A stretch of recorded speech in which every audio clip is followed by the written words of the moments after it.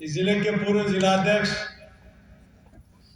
आदरणीय गजेंद्र सिंह जी, हम दोनों साथ जिलाध्यक्ष से मैं यही कह रहा था कि दोनों को ही, जब डूंगरपुर के जिलाध्यक्ष थे, मैं चित्तौड़ का पार्टी का जिलाध्यक्ष था, उसके बाद वेलजी भाई बन गए, अभी थोड़ी तोन कम हो गई इनकी। यहाँ उपस्थित सभी हमारे पार्टी के सभी वरिष्ठ नेतागण, सभी हमारे मंडल के अध्यक्षगण, सभी प्रधान साहिबान, सरपंच साहिबान, सभी मोर्चे के पदाधिकारीगण और इस पांडाल में विराजमान सभी मेरे किसान बंधुओं, माता बहनों, युवा साथियों, इस आक्रोश रैली के बारे में मेरे पूर्व के वक्ताओं ने बहुत सारी बातें राजस्थान सरकार के बारे में कही। यहाँ के विधायक जी, नाम भूल गया मैं, आदरणीय गोपीचंद जी ने भी भजन नहीं सुनाकर राजस्थान सरकार को कोसने का काम किया। अब उन्होंने,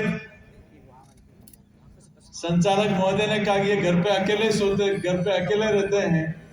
मेरा रहा नहीं गया, मैंने पूछा इनसे, सुशील जी से, क्या अकेले क्यों रहते हैं घर? ये अकेले होते तो, अकेले हैं तो मैं उधर कोई और बातचीत शुरू करूं? यहाँ उपस्थित सभी वक्ताओं ने राजस्थान सरकार की नाकामियों के विरुद्ध अपनी बात रखी और ये सच्चाई है कि 4 सालों में जिस सरकार ने जिन वादों के आधार पर राजस्थान में गहलोत सरकार काबिज हुई, सबको वादे किए कि हम आपके साथ सरकार में आने के बाद हम किसानों का संपूर्ण कर्जा माफ करेंगे। लेकिन गहलोत साहब ये भूल गए कि हमारी वादा खिलाफी का किसान के ऊपर क्या असर पड़ेगा। उसने कर्ज को जमा नहीं कराया और कर्ज को जमा नहीं कराया तो बैंक ने उसके घर के बाहर कुर्की का नोटिस चस्पा कर दिया। ऐसे राजस्थान में अनेक किसानों को कर्ज माफी के चक्कर में आत्महत्या होने को मजबूर होना पड़ा। आज गहलोत साहब कई प्रकार की बातें तो करना शुरू कर दिए, लेकिन तकलीफ जब होती है, जब हम राष्ट्र और धर्म की बात करते हैं, राजस्थान में तो सीकर में राम दरबार को तोड़ने का काम ये गहलोत साहब करती है, लेकिन दिल्ली की मोदी की सरकार अयोध्या में भव्य रामलला का मंदिर बनाने का काम करती है। एक तरफ ये सरकार है जो हमारे धर्म पे आघात करने का काम करती है। आपने पिछले 2 महीने 2 सालों में देखा होगा कि हम लोग जलजूलनी 11 में कोई जुलूस निकाल रहे हैं, हम लोग कोई धार्मिक यात्रा निकाल रहे हैं, तो गाना कौन सा बजाओगे? डीजे में गाना बजेगा कि नहीं बजेगा? माता जी की मूर्ति इतने फीट से ऊपर नहीं होगी, गणेश जी की मूर्ति इतने इंच से बड़ी नहीं होगी। तुम हमारा डीजे बंद करा रहे हो गहलोत साहब। 2023 में ऐसा डीजे तुम्हारा बंद करेंगे कि 50 साल तक राजस्थान में कांग्रेस नहीं आ पाएगी। आपने किया क्या है पिछले 4 वर्षों में? सिर्फ वादा करने के अलावा कोई काम नहीं किया। इस संकट के समय अगर कोई इस देश में साथ खड़ा रहा तो दिल्ली का प्रधानमंत्री आदरणीय नरेंद्र मोदी जी खड़े। अभी विधायक जी कह रहे थे कि हमारे कुएं का पैसा बंद कर दिया, लेकिन आपने विधायक जी ये नहीं बताया कि मोदी जी ने पिछले 8 साल में किया क्या। जो चाहिए उसके बारे में बात कर ली, लेकिन आज ये हमारे सरपंच साहिबान बैठे हैं, इनकी पंचायत में आज 1 पैसा भी आता है तो दिल्ली की सरकार इनके खजाने में भेजती है कि आप इस पैसे का विकास कराएं। आज नरेगा का पैसा भारत सरकार भेजती है। आज अमृत सरोवर तालाब बनाने का पैसा दिल्ली में नरेंद्र मोदी जी की सरकार भेजती है। ये 5 किलो अनाज मुफ्त में भेजने का काम नरेंद्र मोदी जी की सरकार करती है। हर व्यक्ति का बैंक में बीमा कराने का अधिकार दिल्ली के नरेंद्र मोदी जी की सरकार करती है। किसान सम्मान निधि भेजने का काम नरेंद्र मोदी जी की सरकार करती है। आज 12 रुपए में 2 लाख का बीमा कराने का काम नरेंद्र मोदी जी की सरकार करती है। गांव में सड़कें बनाने का काम नरेंद्र मोदी जी की सरकार करती है। 5 लाख तक का मुफ्त में आयुष्मान भारत योजना का लाभ की योजना का काम भारत सरकार करती है। आज कैटल शेड बनाने का काम भारत सरकार करती है। पंडित दीनदयाल उपाध्याय ग्राम ज्योति योजना में मुफ्त में बिजली पहुंचाने का और बल्ब लगाने तक का काम भारत सरकार करती है। अस्पताल में डिलीवरी होती है तो जननी सुरक्षा में खाते में पैसा भेजने का काम भारत सरकार करती है। सुकन्या समृद्धि योजना में बच्ची का भविष्य का निर्माण के लिए योजना, ये भारत सरकार की योजना। यहाँ हाईवे बनता है तो भारत सरकार बनाती है, अस्पताल बनता है तो भारत सरकार बनाती है, स्कूल बनता है तो उसमें भी पैसा बनाने का पैसा भारत सरकार देती है। ये काम नरेंद्र मोदी की सरकार करती है। गहलोत साहब ये बताओ तो सही कि पिछले 4 वर्षों में आपने किया क्या है? लूट बचाने के अलावा आपने एक काम जरूर किया, युवाओं को बेरोजगारी भत्ता तो नहीं दिया, लेकिन राजस्थान के युवाओं को अंधकार में डालने का काम जरूर किया। पिछले 4 वर्षों में 17 बार पेपर लीक हुआ है मित्रों, और 10 बार परीक्षा रद्द करनी पड़ी। उसका जिम्मेदार कोई है तो राजस्थान की सरकार और मुख्यमंत्री अशोक गहलोत जिम्मेदार। एक भी दोषी अब तक पकड़ाया नहीं गया। आखिर इसके पीछे है कौन? आज हमारे जनजाति क्षेत्र के कई बंधु बैठे हैं, क्या आप कल्पना कर सकते हो क्या? आजादी के इतने वर्षों के बाद भी आपके उत्थान के लिए अगर किसी ने सोचा, कल हमने जिस व्यक्ति की जयंती मनाई, पूर्व प्रधानमंत्री आदरणीय अटल बिहारी वाजपेयी जी ने, जिन्होंने सामाजिक विभाग से अलग करके एक अलग जनजाति विभाग अगर किसी व्यक्ति ने बनाया तो उस व्यक्ति का नाम है अटल बिहारी वाजपेयी। आज पहली बार 1000 की आबादी से लेकर 250 तक की आबादी को सड़कों से जोड़ने का काम अपने 75वें जन्मदिन पर अगर किसी ने किया तो उस व्यक्ति का नाम है अटल बिहारी वाजपेयी। और पहले हमने बड़ी बड़ी फैक्ट्रियों का बीमा होते हुए देखा है। बीमा कंपनी आती है, बीमा करती है, आग लग जाती है, जल जाती है, चोरी हो जाती है तो बीमा कंपनी बीमा पास कर देती है। लेकिन पहली बार किसान की फसल का बीमा हो जाए, ये योजना कोई लेकर आया तो उस व्यक्ति का नाम है अटल बिहारी वाजपेयी। कोई भी फैक्ट्री लगाता है तो बैंक जाता है कि आपका टर्नओवर बहुत बढ़िया है, मैं 1 करोड़ 5 करोड़ 10 करोड़ का लोन कर देता हूं। बैंक वाला वहां घर पे जाकर लोन करता है, लेकिन किसान को, गरीब को अगर खाद और बीज लाने के लिए, कोई उपकरण लाने के लिए पैसा चाहिए तो उसको कहीं के साहूकार के यहाँ जाना पड़ता है, पैसा लगता है। लेकिन पहली बार देश के प्रधानमंत्री अटल बिहारी वाजपेयी ने कहा कि अब मैं किसानों के लिए किसान क्रेडिट कोड योजना लाऊंगा। उस केसीसी के माध्यम से किसान अपना लोन आसानी से ले पाएगा। ये क्या है, कल्पना कर सकते? कांग्रेस राज भी 60 साल तक था, आखिर क्यों नहीं किया? अगर इसकी कोई जिम्मेदार थी तो कांग्रेस पार्टी जिम्मेदार थी। आज नरेंद्र मोदी जी की सरकार बनने के बाद आज गैस के कनेक्शन, मैं कांग्रेस के लोगों से कहता हूं, नानालाल जी का नाम भूल गया, इस विधानसभा के प्रभारी है, कई लोगों के नाम, मैं कांग्रेस के लोगों से कहता हूं कि आइए आप लोग और जनता के बीच में, और आपको भी गांव गांव ढाणी ढाणी, यहाँ तो आप भारतीय जनता पार्टी का परचम फहरा रहे हो, लेकिन इस जिले में भी अब की बार सारी की सारी सीटें भारतीय जनता पार्टी की आए। और इसलिए आए कि इन 8 सालों को तोलकर देखना चाहिए कि 60 साल में जितने प्रधानमंत्री आवास नहीं बने, अगर उससे ज्यादा अगर मोदी जी ने 8 साल में बनाए हो तो भारतीय जनता पार्टी को वोट देना। 60 साल में जितने गैस के कनेक्शन मिले उससे ज्यादा पिछले 8 वर्षों में नरेंद्र मोदी जी ने गैस के कनेक्शन दिए हो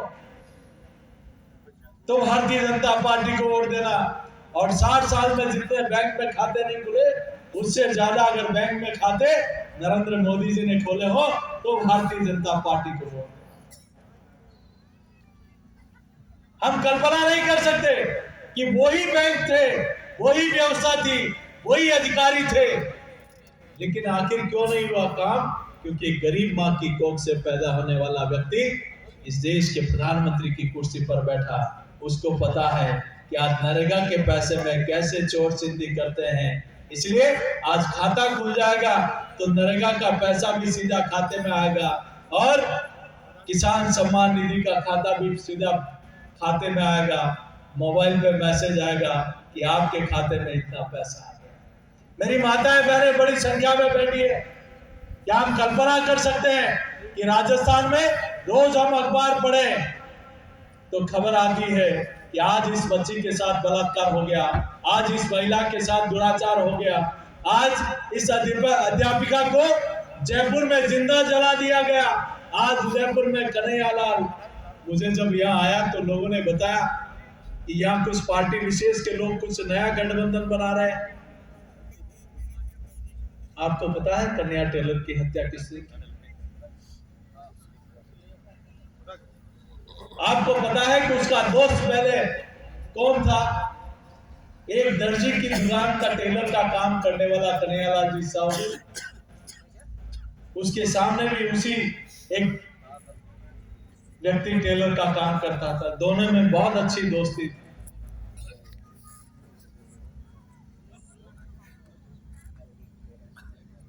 वो जब कोविड में बीमार हो गया तो उस व्यक्ति ने, कन्हैयालाल जी ने उनकी बहुत मदद की कि मेरा दोस्त है।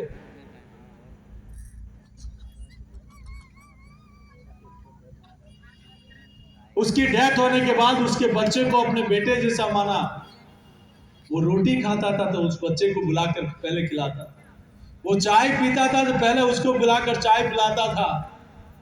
कोई एक व्हाट्सएप पे एक पोस्ट उससे वायरल हो गई, उसको बुलाया उस बच्चे को, बेटा ये पोस्ट मेरी डिलीट कर देना।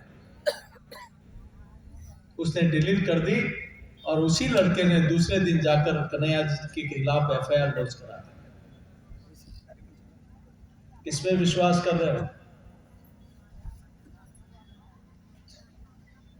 और उससे जब उसको धमकाया गया तो पुलिस ने उसकी मदद नहीं की। पुलिस से कहा तुम समझौता कर लो, उसके ऊपर दबाव बनाया गया। अपराधियों पर कार्रवाई नहीं की जो धमका रहे थे कि हम सर तन से जुदा कर देंगे, तेरा शरीर से धड़ अलग कर देंगे, उनके खिलाफ कार्रवाई नहीं की। कहा कि तुम समझौता कर ले, और समझौता नहीं किया तो आपने देखा कैसे बर्बरता से उसकी गर्दन को काट दिया गया। और गर्दन को काटने के बाद फिर वीडियो बनाया गया कि हम ऐसे लोगों को ऐसी सजा देंगे। ये कांग्रेस की सरकार होती, अगर ये भारतीय जनता पार्टी ऐसे लोगों को तो जिंदा सड़क पर गोली से भून देना चाहिए। सर क्या हम कल्पना नहीं कर सकते करौली में कैसे नारे लगे हिंदुस्तान के खिलाफ। हम कल्पना नहीं कर सकते हमारे धार्मिक जुलूस को प्रतिबंध करते हैं और कोटा में पीएफआई जैसे आतंकवादी संगठन को खुलेआम हजारों की संख्या में इकट्ठा होने की अनुमति देते। हमारे त्योहार होते हैं तब बिजली गुल हो जाती है, लेकिन 12 वफात पे 24 घंटे बिजली होनी चाहिए, ये राजस्थान की सरकार आदेश देती है। क्या इसकी जमानत जब्त तो नहीं होनी चाहिए कांग्रेस पार्टी? क्या हम इंसान नहीं है क्या? इस प्रकार का एक तुष्टीकरण का खेल राजस्थान ने पहले कभी नहीं देखा। मेरा आप सबके चरणों में प्रार्थना है कि हम लोगों को थोड़ा चिंतन करने की आवश्यकता है। एक तरफ वो राजस्थान की सरकार जिसने बिजली का वादा देकर बिजली के दाम बढ़ा दिए, आज दिन में बिजली नहीं रात को बिजली मिल रही है। कहा कि कर्जा माफ करेंगे, नहीं किया। कहा कि बेरोजगारी भत्ता देंगे, नहीं किया। लेकिन दूसरी तरफ वो प्रधानमंत्री जिसने नहीं कहा तो भी दूसरी बार प्रधानमंत्री बनते ही कहा कि मेरे किसान के खाते में साल के 6,000 रुपए जाना चाहिए। विकास तो नरेंद्र मोदी जी की सरकार कर रही है, लेकिन मित्रों पूरी दुनिया में भारत का वैभव बढ़ाने का भी काम ये भारत सरकार कर रही है। आपने यूक्रेन और रूस का युद्ध देखा, लेकिन इससे पहले भी कई प्रधानमंत्री थे जो दुनिया में सर उठाकर नहीं बोल सकते थे। यूक्रेन और रूस के युद्ध में जब हमारे 20,000 बच्चे मार गए तो एक प्रधानमंत्री ने फोन किया मोदी जी ने कि मेरे 20,000 बच्चों को सुरक्षित लाना है। यूक्रेन ने भी अपना युद्ध रोक लिया और रूस ने भी अपना युद्ध रोक लिया और 20,000 बच्चे हमारे सुरक्षित लौट कर आ गए। जब पाकिस्तान के बच्चों को लगा कि हमें कौन लाएगा, तो उन्होंने भी इमरान खान को फोन किया कि हमें सुरक्षित अपने वतन लेकर आओ। तो उन्होंने कहा कि मैं नहीं ला सकता, तुम इस तिरंगे के पीछे पीछे आ जाओ हिंदुस्तान, पाकिस्तान सुरक्षित लौट के आ जाओ। ये ताकत दुनिया में बढ़ती हुई यहाँ पर हम सब लोगों ने देखी है। क्या हम कल्पना कर सकते हैं कि कश्मीर में धारा 370 हट जाएगी? पहले भी कई सरकारें थी। ये राहुल गांधी जी कह रहे हैं हम भारत जोड़ो यात्रा कर रहे हैं। अरे भारत को तोड़ने का काम तो आपके समय हुआ था जब प्रधानमंत्री की कुर्सी के लिए भारत माता के टुकड़े करा दिए, और इस कश्मीर को एक परिवार को खुश करने के लिए भारत को कश्मीर से अलग कर दिया। वहां का झंडा अलग, वहां का प्रधानमंत्री अलग, वहां का संविधान अलग, वहां किसी को आरक्षण नहीं, वहां राइट टू एजुकेशन का अधिकार नहीं, वहां राइट टू इंफॉर्मेशन नहीं। लेकिन नरेंद्र मोदी जी की सरकार और गृह मंत्री जब अमित शाह जी जैसा व्यक्ति हो तो उन्होंने कहा एक तिरंगा उन आतंकवादियों के सीने पर गोपेंगे और कश्मीर से धारा 370 को उठाकर फेंक देंगे। एक खून का कतरा नहीं बहा मित्रों। ये जज्बा होता है इस देश के प्रति, ये जज्बा होता है उस वतन के प्रति और वो उन वादों के प्रति जब जनसंघ के समय से नारा लगाते थे कश्मीर हमारा है, और वो कश्मीर सारा का सारा है। हम कल्पना कर सकते हैं क्या कि आज नवोदय और केंद्रीय विद्यालय तो पूरे देश भर में देखे हैं, लेकिन मेरे जनजातीय क्षेत्र के लोगों के आजादी से अब तक जितने केंद्रीय विद्यालय और नवोदय विद्यालय नहीं बने, उससे ज्यादा एकलव्य मॉडल स्कूल 750 और अभी 20 करोड़ की जगह अब 38 करोड़ की लागत का बनने वाला है, जिसमें हमारे जनजातीय वर्ग के बच्चे उसमें पढ़ सके। ये अगर किसी ने किया है तो देश के यशस्वी प्रधानमंत्री आदरणीय नरेंद्र मोदी जी ने किया है। और अभी हेल्थ में स्वास्थ्य के लिए एक बहुत बड़ी योजना जनजातीय क्षेत्र के लिए लोगों के आने वाली है। हम कल्पना कर सकते हैं क्या कि आज बिरसा मुंडा जयंती आदिवासी दिवस के रूप में पूरा देश मनाएगा। आज जिस मानगढ़ धाम की हम लोग बात कर रहे हैं, उस क्षेत्र का, उस स्थान का अगर डेवलपमेंट कभी हुआ है, चाहे गुजरात में, राजस्थान में, वो भारतीय जनता पार्टी के राज के समय हुआ है। इसलिए यहाँ पर हम सब लोग एक संकल्प लेके जाएं। इस मेवाड़ में मैंने कहा कि नया गठबंधन, अभी मुझे बता रहे थे कि धीरे धीरे अपने लोगों को गुलबुलाकर, आपने देखा ना एक श्रद्धा की हत्या हो गई, कितने टुकड़े कर दिए गए। मैंने कन्हैया का उदाहरण दिया, मैं और भी उदाहरण दे सकता हूं, लेकिन थोड़ा सावधान होने की आवश्यकता है। क्या हम कल्पना कर सकते हैं कि भारत के प्रधानमंत्री चाहे अटल जी थे, तब उन्होंने एक अल्पसंख्यक को देश का राष्ट्रपति बनाया। जिस व्यक्ति ने एक मिसाइल मैन के रूप में राजस्थान की धरती पर परमाणु विस्फोट करके पूरी दुनिया में भारत का मान बढ़ाने का काम किया। फिर से अटल जी, माननीय मोदी जी आए। 2014 के बाद एक दलित समुदाय के व्यक्ति, एक महान, जिसने उस क्षेत्र में अनेक काम, सेवा के काम किए, उस व्यक्ति को राष्ट्रपति बनाकर देश में अनेक लोगों को आगे बढ़ने का संकेत दिया। और अभी एक जनजाति वर्ग में पैदा हुई इस महिला को देश का प्रथम व्यक्ति बनाकर पूरी दुनिया में हम सब लोगों को गौरवान्वित महसूस होने का। जो लोग जनजाति की बात करते हैं, मैं उनके विधायकों को कहना चाहता हूं, मुझे पता लगा कि राष्ट्रपति के चुनाव में वो थे कहां।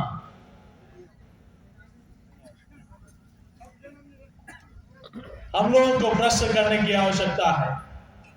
मैं आपके बीच में इतना ही कहूंगा, यहाँ पर हम सब लोग, ये देश बचेगा, ये धर्म बचेगा, तो यहाँ पर हम सब लोग भी बचेंगे।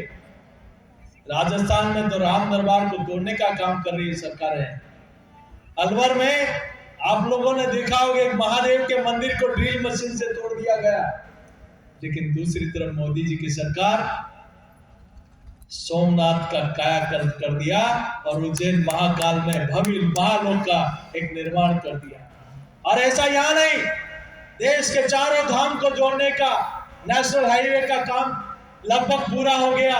सारे शक्तिपीठ, सारे जो हमारे ज्योतिर्लिंग है, उनको डेवलपमेंट करने का काम शुरू हो गया।